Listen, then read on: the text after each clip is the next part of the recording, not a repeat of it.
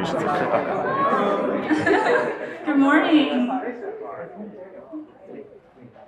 We're so joyed that you're here with us today at BetaWorks. My name is Zora, and I'm the Impact Summit 2023 Director.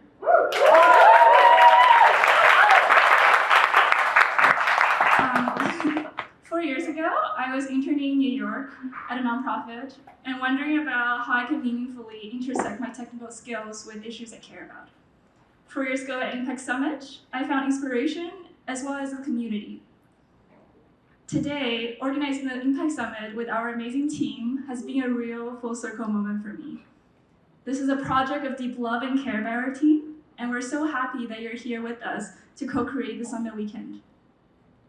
Impact Labs has always been guided by the mission to empower the next generation of social impact technologists. And we don't think that mission is ever more vital than it is right now. We invite you to be open, curious, and present with all of the attendees today to learn from each other and to learn from our speakers. A huge thank you to BetaWorks and the staff for this amazing space.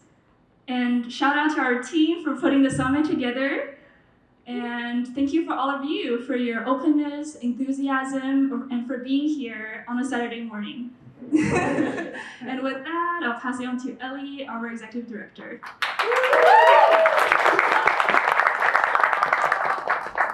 Wow, hello.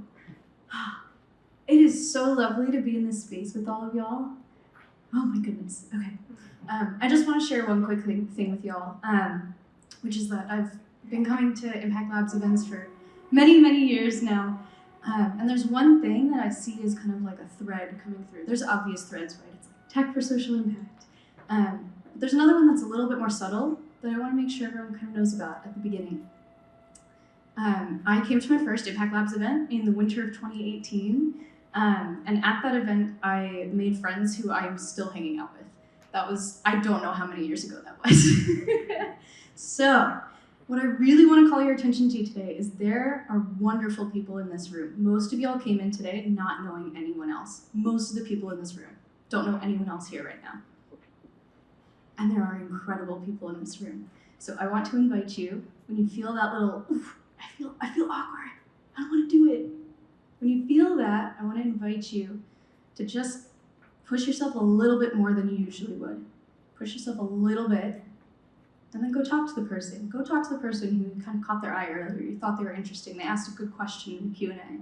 Just go up to them, see what they have to say. And the same thing goes for speakers, obviously. Speakers here are incredible. We're so happy to have them here. So it's the same exact thing. If you feel a little bit awkward, that's cool. That's great. That's fine.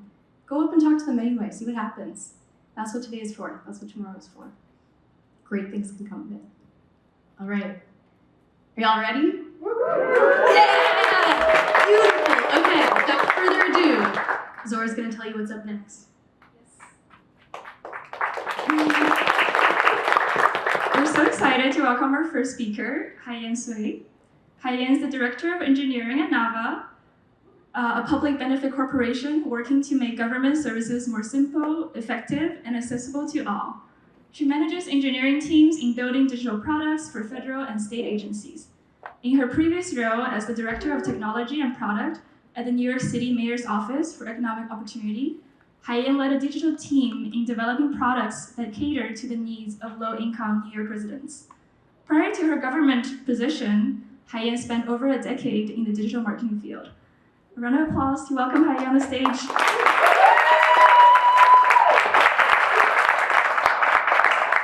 Thank you, Zora. You all hear me okay? Yes. Great. Good morning. How is everybody doing? Nice. Thank you all for coming on this lovely Saturday morning. I know this is usually a time you're probably either sleeping late or spending time outside enjoying the beautiful weather. But you all showed up here, ready to talk about impact. How exciting that is. I hope we'll have some fun together in the next 40 minutes. So again, my name is Haiyan Sui. I'm the Director of Engineering with Nava. If you're not familiar with Nava, it's a public benefit corporation. I know you're wondering, what is that? Don't worry, I will get there in a minute. I remember when Zora reached out to me about this talk, I asked her, what do you want me to talk about? She said, just talk about your journey, talk about your career, what do you do with the city and with Nava. I didn't say anything on the phone, but after that, I totally panicked. Because I don't have an inspiring story to tell. So I thought really hard about this. This is what I figured. You know, some people, they seem really to figure out their life at a very young age. They know what they wanted to do, and they have everything planned out. I'm the opposite of that. That's true. Took me many years to actually figure out what I like to do. So I thought, because it took me this long, that's why I really cherish the opportunity that I have right now. So maybe that's the story I can share. A little bit more about my background. I don't like that picture on the screen. So a little bit more about myself. I grew up in China. Both my parents were mechanical engineers. So they were pretty adamant from a very young age. My sister and I should pursue some kind of STEM career. But none of us had any idea which STEM field would suit me well. So on my college application, I have to choose a major. The college counselor told my parents, I heard computer engineering is getting really popular. And I think that's really good for girls because you spend 8 hours in the computer lab. I still don't quite understand that logic, but since neither of us knew anything about computer, we were convinced. So that's how I stumbled into computer science. The college was fine. I had pretty good grades, but I still didn't know what I should do when I graduate. So when I was graduating, instead of looking for a job, I went to a research center in the same university, became a research associate, just because I didn't have to choose a job. In 2001, I made a life-changing decision to move to the United States. Not because I was brave or I was adventurous. It was actually not even by my choice. My husband, back then boyfriend, decided to come to the United States for the grad school. I couldn't let him have all the fun, right? So I decided to apply for the same school. Here we are. 2004, I graduated.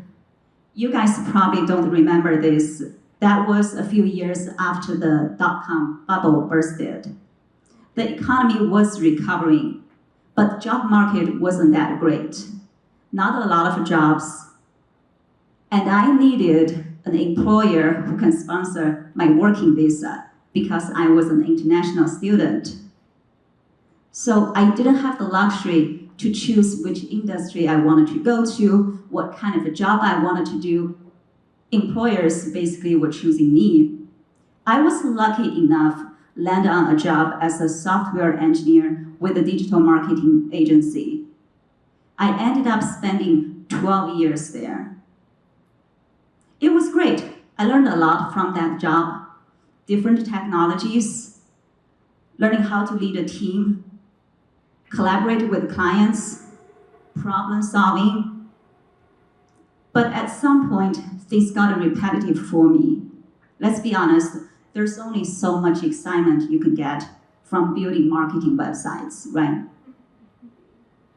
So I was able to find an opportunity to go to Northeastern University. That year, I had opportunity to interact with students and faculty on the campus. I was building their digital team there, and I could feel the impact of my job on the learning and teaching experience they have. I stayed there for about a year before our family moved on to New York. Now I'm on the job market again. So this time, I knew I needed something that I'm making an impact. I came across this job posting from the mayor's office. It's the Director of Technology with Mayor's Office for Economic Opportunity. I knew nothing about working in the government. but the job really resonated with me. It described everything that I do already, and then it talked a lot about the office mission, helping low-income New Yorkers, reduce poverty, increase equity. I thought immediately, this is what I'm looking for. Fortunately, I was able to get that job, and I stayed on that job for 4.5 years. It was a wonderful experience. I learned a ton about working in the government. Me and my team built a bunch of digital products for low-income New Yorkers. I made a lot of great friends. I know you're probably wondering why you left. That's a little bit embarrassing for me to admit. I left not because I don't want to work for the city anymore. It was just, I was looking for a fully remote environment for the next chapter of my life. The city job couldn't provide that. So when I was planning my post-government job, Nava became an obvious choice. Why? Nava is a public benefit corporation. Its mission aligns with my interest. I know a lot of wonderful people working there already. So I know you're wondering, what does that mean? There it is. What is a public benefit corporation? If you're not familiar with the term, it means we're still a for-profit company. But social mission is just as important to us as the financial part. It means we're very intentional in terms of the work we do. Our mission is to make government services simple, effective, and accessible to all. We wanted to focus on systems that improve interaction that vulnerable populations have with the government, and enable government agencies to stay responsive to continuous changes. When I think about my whole journey, it is a series of accidental decisions gradually led me to a field that I love. It is building technology solutions that have positive impact on other people's lives. When I was with the city at Nava, me and my colleagues, what motivated us every day is knowing the work we do has some kind of impact on somebody's life in a positive way.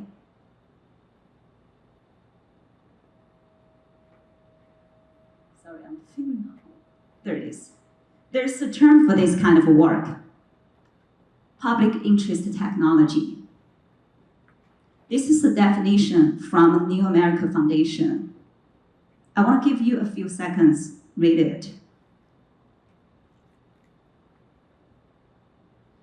So at its core, it's using technology to build socially responsible solutions.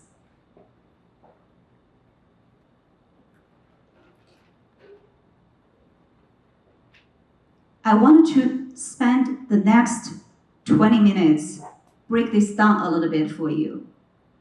I wanted to talk about the 3 things that are probably not obvious from the words on the screen. The first thing is who we're solving the problem for. The second, why technology is an important part of the solution. And the 3, what can you all bring to the table?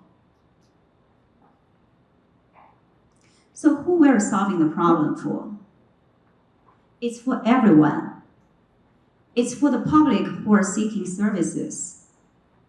That means the technology solution we're building has to put diversity, accessibility, and inclusivity front and center. I want to showcase 2 examples. Access NYC.gov. If you're not familiar with this, it's a website that Economic Opportunity built and still maintains. It's a front door for low-income New Yorkers to screen benefit and program eligibility, learn how to apply for programs, gather documents, find local help. As a digital service, it has existed for many years. About 7 years ago, the office did a complete site redesign. What do you see on the screen? Left side, that's one of the main pages on the site. And the right side is the mobile version of the eligibility screener, which is probably the most important feature on the site. When I joined the office around 2017, the site was already launched for about a year, and it has won multiple design and technology awards. When I saw the site, my first reaction was, this is interesting. If you look at the site, not many colors, no image, no cool icons. So what's special about this site? What I learned quickly is it was intentionally designed this way because of the audience this website is serving. So think about who is using this website. Benefits-seeking residents. That means residents with low digital literacy, residents with limited access to technology, non-English speakers, residents with limited visual capabilities. That's why the site doesn't have many colors, so people with limited visual capabilities can still navigate the site. No image, the site can load still fast on devices with limited network bandwidth. Every word on the site is meticulously written in plain language, which means people with 8th grade reading level can still understand everything. The English site is translated to 10 languages by professional translators, so non-English speakers can still navigate the site by themselves. So because of the audience this website is able to serve, it has always been one of the most frequently visited public websites in New York City.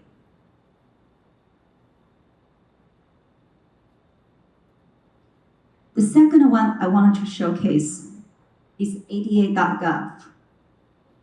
I'm sure you all heard about the ADA, Americans with Disability Act. It's a federal law that prohibits discrimination against people with disabilities.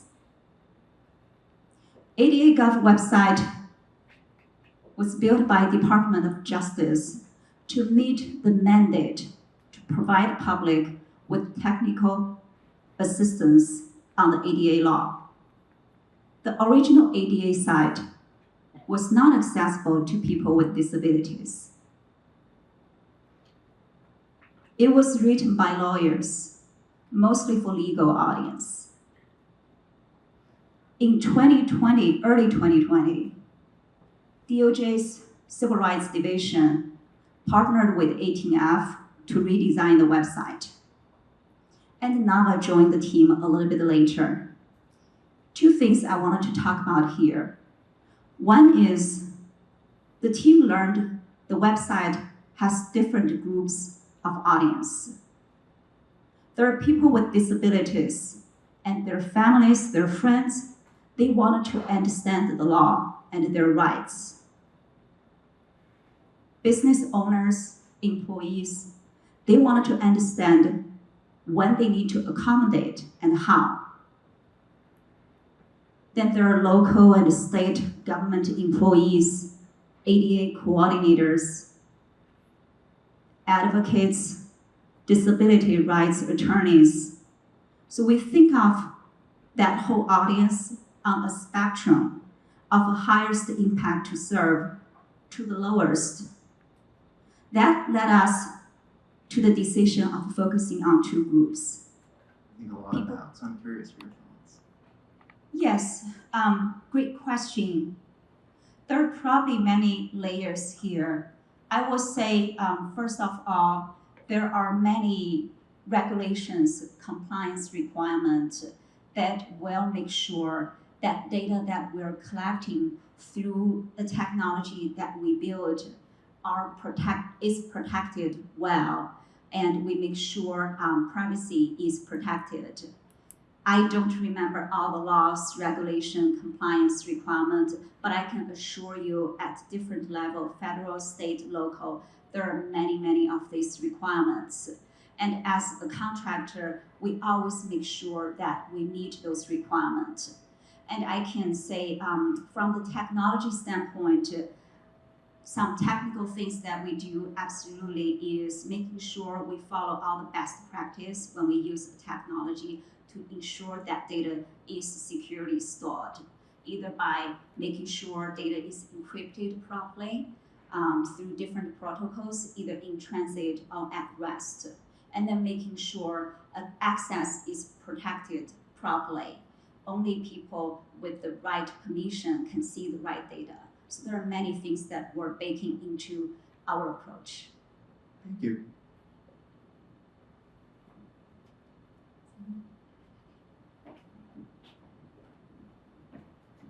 Thank you for your talk, and thank you for sharing some of the different aspects of working at Nava and at government. You mentioned a bit about kind of grant cycle and sometimes grant money runs out. So I have a question in general, like what do you consider as the biggest challenge right now for public interest technology? If we want to build better services, we want to increase digital capacity, what is the biggest challenge to you right now? Thanks, Sarah. I will say from my personal experience, I can share with you when I was with the mayor's office, the biggest thing that I and the office struggle a lot is to find the right talent. To be honest, you all know that it's kind of hard for the public sector to compete with private sector in terms of salary, benefit, all of that. So it's definitely the biggest challenge that I have seen. A lot of times it's hard for us to attract enough talent to apply for our jobs. And even we attract people coming and go through the process, and a lot of them will walk out because either the benefit is not what they're looking for, or maybe they're looking for some kind of arrangement, such as remote working, that we're not able to accommodate. So I think that's the biggest challenge that I have seen. Any other questions?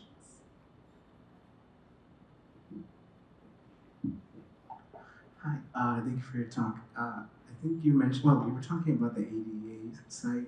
I find it ironic how it was initially supposed to like help people with disabilities, yet they weren't the focus of the audience in mind when actually building it. And only recently when they updated it, that's where like they realized, okay, yeah, this is the audience they're supposed to be targeting and it should actually be accessible.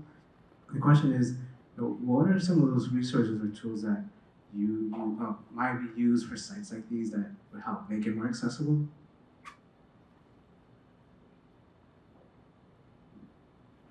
I wonder if anyone else in the audience has anything to chime in here.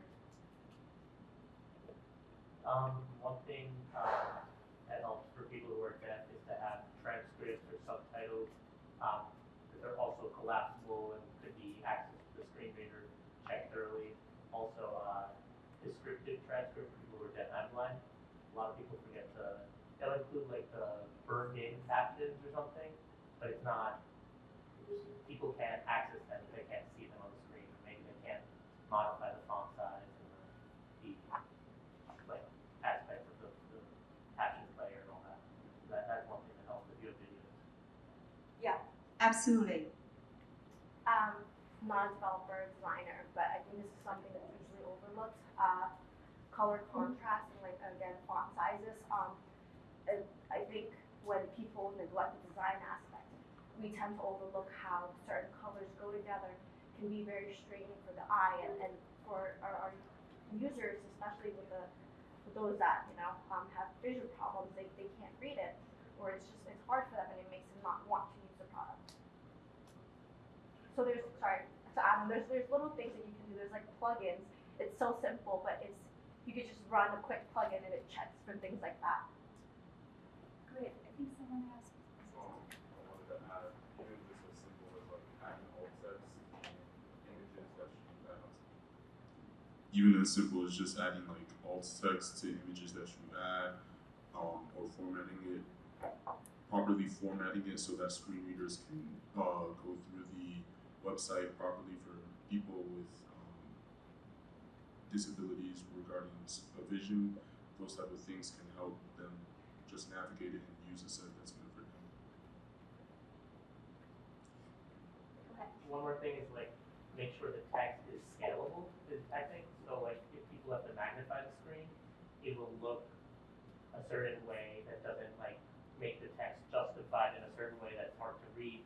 Just basically like what's it called, like interactive or something when the website changes the dimensions. Responsive in that way too. And I don't have that on this screenshot, but on the top right corner, we always have that plus and a minus sign so that you can adjust font size. But I love all those answers. Those are great tips. And you all have so much knowledge about this space already.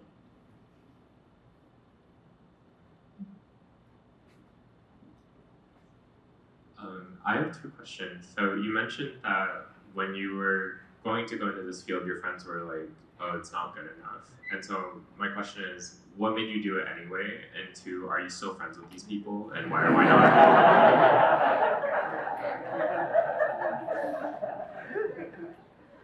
I missed the beginning, which I'm so sorry. Oh, no, you're good.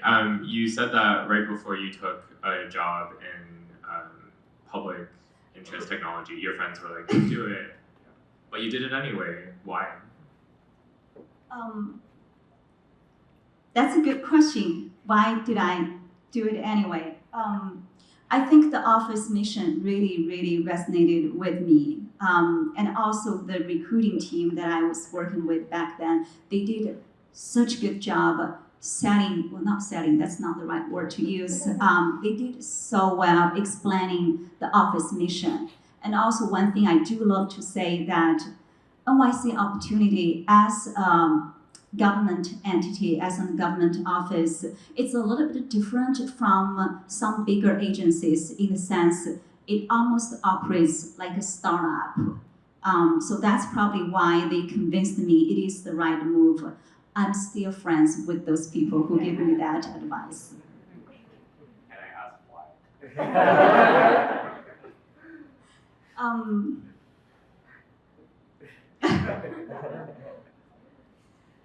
I think friends have flaws, right? We just need to accept that.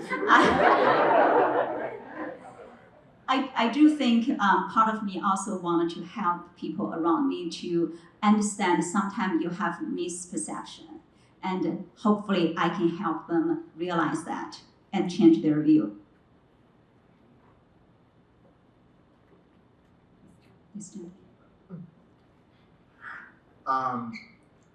So going along with what he was saying and what your friends were concerned with, oh, if you work in this public sector, you're not going to be able to get out of it. That's I've heard that that's a common concern with people who may be considering like they're finding a job in government or in defense, like they will go into it, but then they have a difficult time getting out. You got out by going into a public benefit corporation, I believe that's what it's called. But is that like the only option, or like is there some weight to that argument that if you do work in public or defense, then yeah, it is your options are limited? I hear you. I heard a similar concern, though my experience, I don't think that is true. I probably will say it depends on what kind of work you do with the government. In this digital space, because every government agency is working so hard on digital transformation, I think if that's the area you're working on, I don't think it will be hard for you to get out of the public sector. As long as you're building your skills when you are with the government. That's probably the biggest thing I will say. If you work for the public sector, don't just settle in a role. Make sure that you are taking every opportunity, learn and grow. If you keep doing that, I don't think it will be a problem for you to find a job in a different sector. Cool, thank you. Yeah, to follow up on that, like the part about Like, what are the other like options besides public interest? What's it called? Sorry, public benefit. Yeah, not a public interest group. Sorry, public benefit corporation. I know nonprofits have issues. Maybe it's hard logistically. So other than a public benefit corporation and like nonprofits and government, what are some other like paths then? Other than that, I think even in private sector, a lot of companies are getting involved, collaborating with the public sector. If you really care about social impact, maybe that's another area you can look into. I wonder if anyone else has anything to add. Yeah, that would be my We actually have a great example of this coming up later today. So we have the CEO of NeighborShare coming to speak. So NeighborShare, they do a digital platform to helping people get the help they need through donation, and they have a digital platform.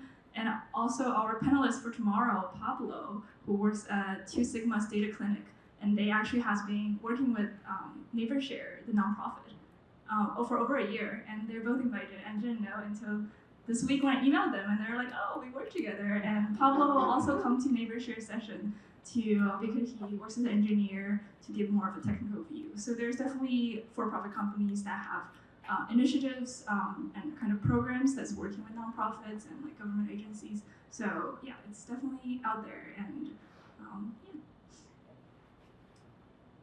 yeah. Okay. Yeah, I have a question, which is, do you have any books or blogs or resources for folks who are more interested in public interest technology? So one thing that I will say, there's this book, Power of the Public.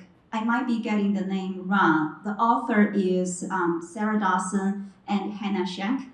Hannah is a personal friend, so I'm gonna make a note asking her for some fee for marketing. But it's actually probably the first book that formally talk about the concept of public interest technology. It has a lot of case studies about the mindset working in this field. Sometimes it's not even about technology. Low tech can still solve problems. It's a really cool book. And I also like a podcast called Civic Tech Chat. It's an interview with people from public sector, from nonprofit, a lot of digital expertise talking about how government is transforming in this space. It's pretty cool. We'll have time for 2 more questions, and I'm wondering, do you have any advice for the audience here who are early career technologists and maybe some of them are students? What advice would you give them if they find your talk interesting and interested in learning more about public interest tech, or maybe like possibly working it? I guess my advice will be, don't let those misperceptions mislead you. Definitely, this is the area I think it's worth for all of us to pursue.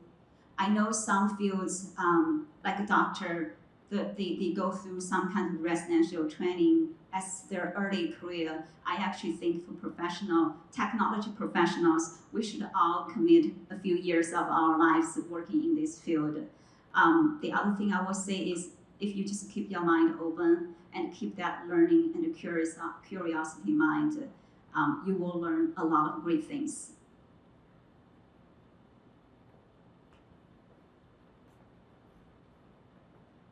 Hi, I was wondering how much of your work is impacted by externalities like government public administrations, public opinion. You mentioned like one time your team ran out of a grant. I'm curious like how this impacts your day-to-day work. With the government, it probably, I will say it does impact our work, either because of administration change, or maybe because priority change, it certainly affects our work. There are long-term initiatives usually are not affected too much, but definitely there will be some specialty projects sometimes get shifted. But as a government contractor at Nava, that is not too much of an impact on us. Sarah, I wonder if you have anything you want to add here. About externalities.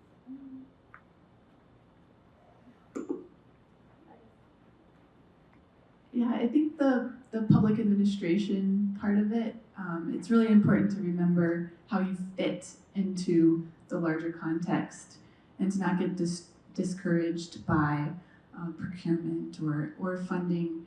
It's like, how do you work within that constraint? So embracing the constraints and thinking about social good, it's how you interact with everyone in the environment in which you are. So not just the tech team, but making friends with those procurement people and encouraging them to help you figure out how to solve for that particular constraint.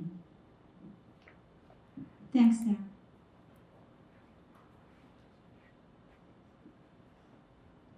Hi. Hello. When you're, planning and building impact solutions, what do you think are the most important commonalities that ensure that they are sustainable and scalable? Oh, good question. I have to think for a moment. Sustainable, that probably ties to the funding. Definitely, when I was with the city government, one thing that we always like to remind anyone, it's easier to say, let's build something. But before you build that, think about, can you maintain it? If you don't have a way to maintain it, don't build it. The second part of your question, sorry. Scalability. Oh, scalability, yes, great one. Let me think. So when we build a digital product, think about from the beginning, what is the scale of the problem that you're thinking? We often say start with small, which is right, but still you want to have a plan for future scale, either be technology, financially, infrastructure-wise. So make sure you're building something with that scalability in your mind so that it can grow. Thank you so much. Thank you so much for your talk and for the Q&A. So we'll